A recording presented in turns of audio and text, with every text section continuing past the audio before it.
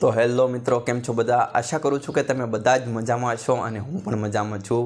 તો પહેલો વિડીયો આપણે કમ્પ્લીટ કરી લીધો છે અને આ છે પાર્ટ 2, જેમાં આપણે શેડિંગ વિશે શીખવાના છીએ કે કેવી રીતે આઉટલાઇન કર્યા પછી આપણે કોઈપણ ડ્રોઈંગમાં શેડિંગ કરીએ.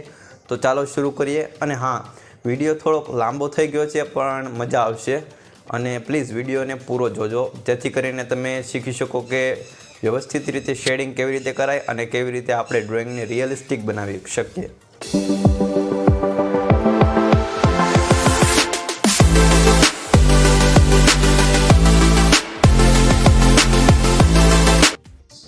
તો મિત્રો, આપણે શરૂ કરીશું શેડિંગ કરવાનું. સૌથી પહેલાં આઈબોલમાં જે ડાર્ક પાર્ટ છે તેને સૌથી વધારે ડાર્ક કરી લઈશું, એટલે કે પ્રેશરનો ઉપયોગ કરીને આપણે તેને વ્યવસ્થિત રીતે ડાર્ક કરી લઈશું.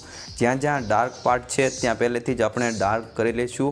અને ચારકોલનો એક ફાયદો એ રહે છે કે આપણે તે ચારકોલનો પાવડર બીજી જગ્યાએ જ્યાં લાઇટ શેડિંગ કરવું હોય ત્યાં તેનો ઉપયોગ કરી શકીએ છીએ. તેથી આપણે પહેલાં ડાર્ક પાર્ટ છે તેને ડાર્ક વ્યવસ્થિત રીતે કરી લઈશું અને પછી તેને બ્લેન્ડ કરી અને સ્મૂધ કરી અને વધારાનો પાવડર છે તે બીજી જગ્યાએ ઉપયોગ કરીશું. હું બ્લેન્ડિંગ કરવા માટે મેકઅપ બ્રશ આવે છે ફ્લેટ, તેનો ઉપયોગ કરું છું. Blending stump, tissue paper and જે સ્પંજ આવે તેનો ઉપયોગ કરું છું બ્લેન્ડિંગ કરવા માટે. તેમાં સૌથી વધારે જો કોઈ પણ બ્લેન્ડિંગ ટૂલ છે જે ઉપયોગી થાય તો છે સ્પંજ અને મેકઅપ બ્રશ. તે સૌથી વધારે ઉપયોગી છે અને એકદમ સ્મૂથ શેડિંગ થાય છે, મતલબ કે બ્લેન્ડિંગ એકદમ સ્મૂથ થાય છે. તમે જોઈ શકો છો. હવે જે આપણે વધારાનો ચારકોલ પાવડર છે તેનો ઉપયોગ કરીને આપણે સ્પંજની મદદથી જે આંખની જે સાઈડનો જે વ્હાઇટ પાર્ટ છે તેને પણ શેડિંગ કરીશું. બ્લેક એન્ડ વ્હાઇટ જે આપણે શેડિંગ કરીએ, મતલબ ગ્રેફાઇટ અને ચારકોલથી જે આપણે ડ્રોઈંગ બનાવીએ એમાં વ્હાઇટ પાર્ટને પણ થોડું થોડું તો શેડિંગ કરવું જ પડે. કોઈ પણ પાર્ટને આવી રીતે ખાલી ન મૂકી શકાય કે સાવ કાગળ કોરું દેખાય. જો તેમાં વધારે પડતો લાઇટ, મતલબ જો હાઇલાઇટ કરવાનું હોય તો આપણે તેને છોડી શકીએ, પણ આપણે સ્મૂથ શેડિંગ અને 3D ઇફેક્ટ માટે 1 લેયર તો અપ્લાય કરવી જ પડે શેડિંગની. એટલે પહેલી લેયર જે છે તે એકદમ હળવા હાથે આપણે શેડિંગ કરી અને બ્લેન્ડિંગ કરવું જરૂરી છે.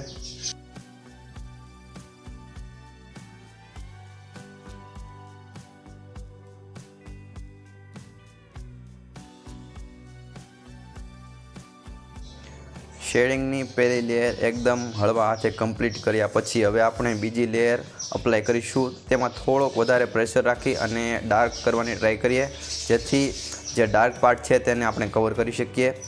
ડાર્ક પાર્ટને શેડિંગ કર્યા બાદ હવે આપણે તેને બ્લેન્ડિંગ કરી અને જે હાઇલાઇટના જે એરિયા છે તેને કવર કરીશું. ધીમે ધીમે થોડા હાઇલાઇટ પણ દેતા રહીશું, જેથી આપણે જે 3D ઇફેક્ટ લાવવાની ટ્રાય કરીએ તે બની શકે.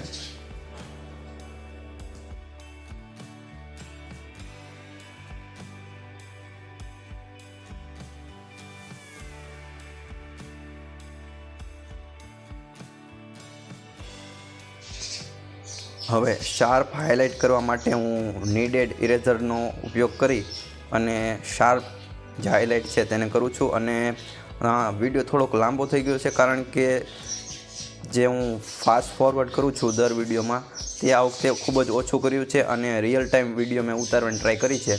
તો પ્લીઝ વિડીયોને પૂરો જોજો કારણ કે 10 મિનિટનો વિડીયો છે તો તેમાં બધી જ વસ્તુ આવી જશે. વિડીયોના એન્ડમાં હું તમને આંખ બનાવવાની 2 ટિપ્સ અને ટ્રીક આપીશ, જેનાથી તમારે જે આંખની જે વેલ્યુ છે, જે રિયલિસ્ટિક આંખ બનાવવા માટે જે જરૂરી છે તેમાં ખૂબ જ ઉપયોગી લાગશે.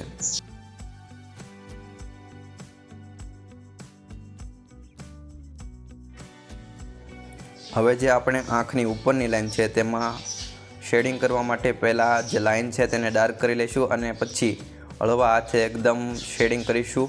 જ્યાં જ્યાં ડાર્ક પાર્ટ છે ત્યાં બીજી લેયર અપ્લાય કરી અને તેને સ્મૂધ કરીશું, જેથી આપણે થોડુંક જે વોલ્યુમ આપવાનું જે ટ્રાય કરીએ તે સરળ બને.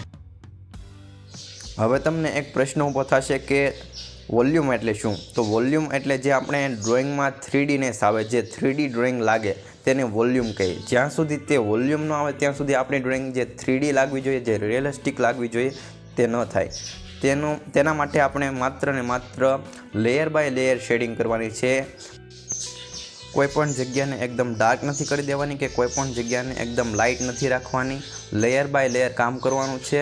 પહેલાં ફર્સ્ટ લેયર એકદમ હળવા હાથે, પછી તેને મર્જ કરવાની, અને પછી બીજી લેયર, પછી ત્રીજી લેયર, એવી રીતે લેયર બાય લેયર કામ કરીએ તો જે વોલ્યુમ આવે તે એકદમ મસ્ત આવે અને આપણી ડ્રોઈંગ છે એકદમ 3D લાગે, ફ્લેટ ના લાગે. જો તમે આવી રીતે લેયર બાય લેયર કામ કરીશો, જો જે ફાઇનલ રિઝલ્ટ છે એકદમ સારું અને વ્યવસ્થિત આવશે. તો પ્લીઝ આ વિડીયોની જે ટ્રિક્સ અને ટિપ્સ છે તે પૂરી ફોલો કરજો. તો હવે આપણે આઉટલાઇનના ઉપર પણ એક લાઇન ડ્રો કરીશું, જેની મદદથી આપણે જે આઈલેસીસ છે તે સરળતાથી દોરી શકીએ. કોઈ પણ આંખની નજીક એકદમ અડીને બિલકુલ આઈલેસીસ હોતા નથી, એટલે કે જે આંખના વાળ હોય છે તે એકદમ અડીને હોતા નથી, પરંતુ આંખની જે આપણી બે પાપણ હોય છે તે બિલકુલ એક સીધી લાઈન હોય છે તેને અડીને હોય છે. તે કોઈ દિવસ આંખને અડીને હોતા નથી.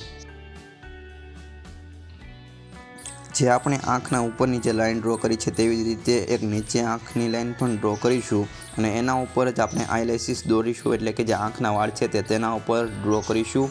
તમને એક પ્રશ્ન ઊભો થયો હશે કે મેં આઉટલાઇન વખતે આંખના વાળની આઉટલાઇન કેવી રીતે ન દોરી?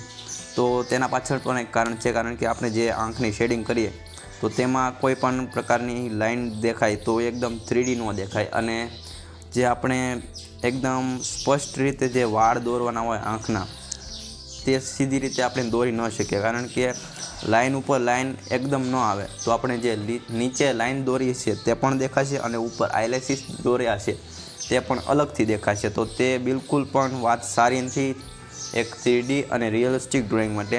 તો આંખના જે વાળ છે આપણે એ ફાઇનલ ટચ તરીકે છેલ્લે કરીશું, જે આપણે આગળ વિડીયોમાં તમને કરીને બતાવીશું કે કેવી રીતે આપણે આંખના જે વાળ છે તે સરળતાથી દોરી શકીએ. તેમાં પણ એક ટ્રીકનો ઉપયોગ હોય છે કે કેવી રીતે વાળને એકદમ રિયલિસ્ટિક બનાવવા, કેવી રીતે આપણે કઈ ડાયરેક્શનમાં તે વાળને ડ્રો કરવા અને કેવી રીતે આપણે તેને રિયલિસ્ટિક બતાવવા. ઘણી વખત આપણે આંખના વાળ દોરીએ છીએ તો એકદમ ફ્લેટ દોરી દેતા હોય છે કે સીધા દોરી દેતા હોય છે, પરંતુ એવું હોતું નથી. તે અલગ અલગ દિશામાં હોય છે અને તે એંગલ ઉપર હોય છે કે કયા એંગલ ઉપર કેવી રીતે વાળ દોરવા. તો તે આપણે વિડીયોના એન્ડમાં બતાવીશું. અત્યારે હું જે વોઇસ ઓવર કરું છું તેના કારણે થોડો અવાજ આવે છે, તેના માટે સોરી. હવે શેડિંગ મોટા ભાગનું પૂરું થઈ ગયું છે, માત્ર ને માત્ર હવે હાઇલાઇટ કરવાના બાકી છે. તો હું નીડેડ ઇરેઝરનો ઉપયોગ કરીને અમુક જગ્યાએ જે હાઇલાઇટ કરવાના છે ત્યાં હાઇલાઇટ કરું છું, અને જે આપણી આંખની જે ક્વીઝ પડે છે ત્યાં થોડી શેડિંગ કરી અને તેને 3D ટાઈપ ઇફેક્ટ લાવવાનો ટ્રાય કરું છું. ફાઇનલ રિઝલ્ટ શેડિંગનું કંઈક આવું છે. તમે જોઈ શકો છો કે મેં નાની ડિટેલિંગ પણ કરી છે. અને હા, ફૂલ વિડીયો નથી બતાવવાનું કારણ કે મારા પાસે મોબાઈલ એક જ છે અને રેફરન્સ પિક એમાં છે અને વિડીયો પણ એમાંથી જ ઉતારું છું. તો અમુક ટાઈમે હું તે રેફરન્સને જોઈ અને પછી ડ્રોઈંગ કરું છું, એટલે થોડો પાર્ટ છે એ રહી ગયો છે, કારણ કે હું અમુક જગ્યાએ વિડીયો શરૂ કરવાનો જ ભૂલી ગયો હતો. અને જો આઈલાઇસીસનો વિડીયો છે તે પણ કપાઈ ગયો આવી જ રીતે, પરંતુ હજી થોડા આઈલાઇસીસ બાકી છે, તો હું તમને એ બતાવું છું કેવી રીતે ડ્રો કરવા. અત્યારે હું જે આપણે હાઇલાઇટ કર્યું હતું એ પાર્ટમાં રિફ્લેક્શન આવે છે આઈલાઇસીસનું, તે ડ્રો કર્યું. અને જો આવી રીતે હું આઈલાઇસીસ ડ્રો કરું છું. આઈલાઇસીસ દોરતી વખતે સૌથી પહેલાં આંખની જે જમણી બાજુનો પાર્ટ છે કે ડાબી બાજુના પાર્ટ છે, તો આઈલાઇસીસ દોરતી વખતે એ ધ્યાન રાખવાનું કે જે સાઈડ આપણે જે આઈલાઇસીસ દોરીએ એ સાઈડ નમેલા રાખવાના. એટલે કે જમણી સાઈડ જો આપણે આંખના વાળ દોરતા હોય તો જમણી સાઈડ આંખના વાળ નમતા રાખવાના અને થોડા ત્રાંસા રાખવાના, એકદમ સીધા સ્ટ્રેટ નહીં ડ્રો કરવાના. અને હા, બીજું કે તમે જોઈ શકો છો કે એકદમ આંખને અડીને એક પણ વાળ નથી. જે આપણે બે લાઇન ડ્રો કરી છે તેના ઉપર બધા જ આઈલેસીસ દોરેલા છે, જેથી જે રિયલિસ્ટિક આંખ હોય એવી જ આંખની ડ્રોઈંગ લાગે. તમે જોઈ શકો છો કે એક પણ વાળ સીધો નથી, થોડા ઉપરથી ત્રાંસા અને પછી સ્ટ્રેટ જે દિશામાં વાળ હોય એ દિશામાં વાળ દોરેલા છે.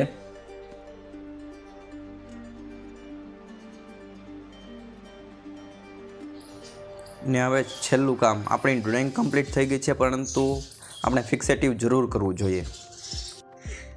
ફાઇનલ રિઝલ્ટ કંઈક આવું દેખાય છે. તો કેવું લાગ્યું કમેન્ટમાં જરૂર જણાવીશો. તો મિત્રો હવે ડ્રોઈંગ કેવી લાગી તે કમેન્ટમાં જરૂર જણાવશો. અને હા, બીજા પાસે પણ આ વિડીયો શેર કરજો, જેથી કરીને આપણા જે આ ઓનલાઈન ક્લાસની શરૂઆત છે તે વધારે આગળ વધે અને બીજા લોકોને પણ શીખવા મળે કંઈક. તો બસ આવી જ રીતે મળતા રહીશું. ત્યાં સુધી જય હિન્દ, જય Bharat. Thank you so much for watching. Bye bye.